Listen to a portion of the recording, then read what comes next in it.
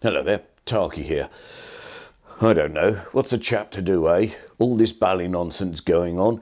Busy creating a no expense incurred special effects section and a video yesterday, only to have it obsoleted as it was rendering. Johnson announced that he was pulling out of the leadership race for the Conservative Party yesterday evening.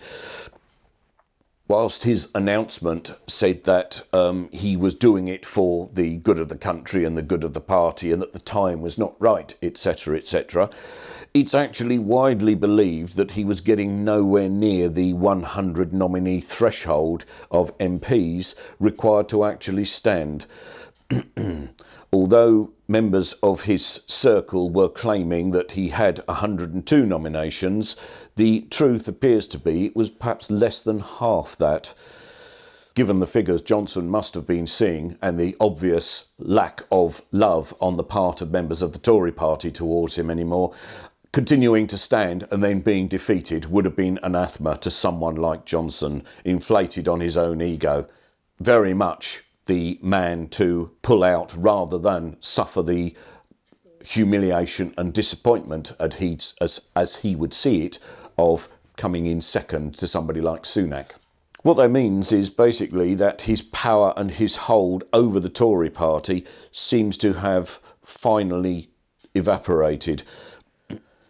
It would have been a difficulty if he had had those nominations, because then it would have gone to a vote almost certainly of the Tory party members, and as I said in last night's video, they are still very much in love with the concept of Boris and willing to ignore the reality of Boris. This pretty much means, surprises accepted, that Rishi Sunak, currently on some 146 nominations I believe, is very much likely to be the next Prime Minister. Sunak is still a Tory, however. He is very much perhaps the least worst option available to the Conservatives and to the country, given that it still will not trigger a general election. Sunak is a Thatcherite technocrat, also a Brexiteer. His hand at the tiller probably will not change very much from what Chancellor Jeremy Hunt has instigated. There may perhaps be some minor changes in the details, but unlikely. This country is still heading for an awful lot of, frankly, self-inflicted pain. Although most of the countries of the world, the developed world certainly, are experiencing very high levels of inflation compared to historically, and may have some energy supply difficulties coming to them over the winter, much of this country's additional burden is created quite simply by Brexit and then by the catastrophe that was Kwarteng's budget a month ago. That budget put an even bigger hole in the UK finances than had existed before. Already suffering from the reduction in GDP because of Brexit, those effects being damped down by the COVID pandemic, but that are now becoming very apparent. The UK has a long and uphill struggle ahead.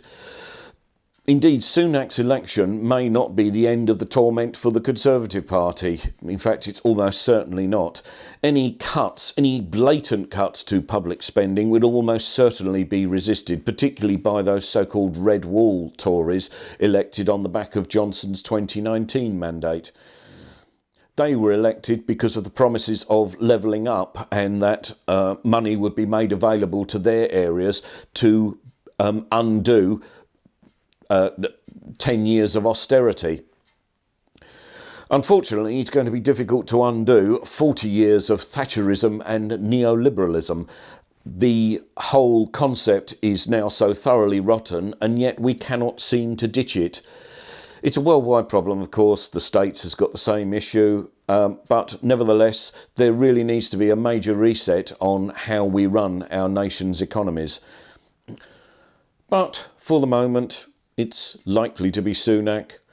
The government will continue.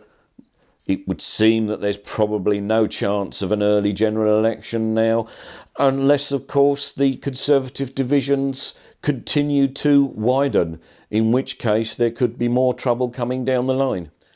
Certainly, after the events of the last few weeks, I can't even begin to predict what might happen. There is no unity within the Tory party anymore. The unity that Cameron's Brexit vote inspired, as I said in an earlier video, has evaporated completely. It was a false unity anyway, because Brexit ended up having to be all things to all people, and it simply couldn't be. For the moment, let's just see what the next week brings. Sunak is likely to be elected as leader of the Tory party and therefore to become Prime Minister. I'm sure there'll be another video to come soon, possibly sooner rather than later. I rather hope it won't be immediately obsoleted like the last one was, though. Anyhow, chin chin.